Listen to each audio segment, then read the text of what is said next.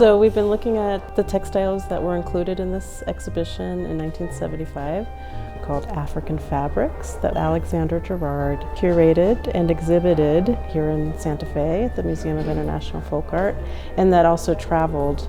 And it's really been so critical to helping me better understand what his interests were, and it seems like he had some very focused interests in the way that he developed this collection.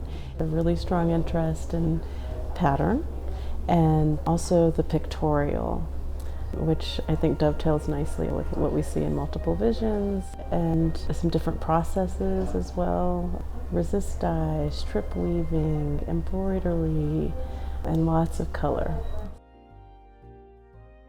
I'm Nichole Bridges. I work at the St. Louis Art Museum, where I am the Morton D. Curator of the Arts of Africa, Oceania, and the Americas, and the curator responsible for African art.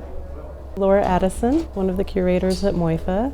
She's co-editing a publication about Alexander Girard and his history with MOIFA. And I was asked to take a look at all of the African textiles that Girard collected and donated to the museum, with a particular focus on African fabrics.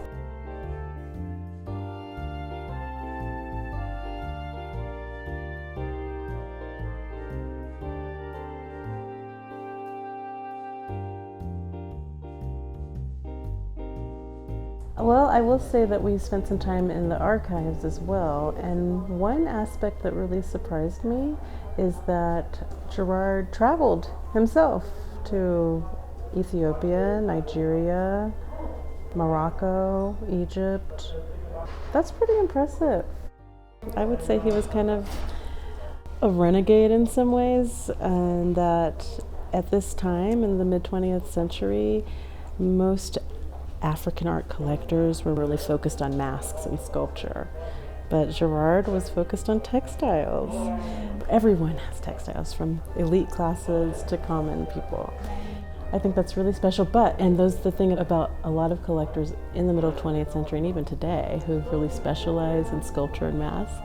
Not a lot of them travel to Africa themselves. No, right? So it's very impressive to me that he clearly went to the markets in all of these locations where he traveled, and he handpicked these things. I mean, I think that's really neat.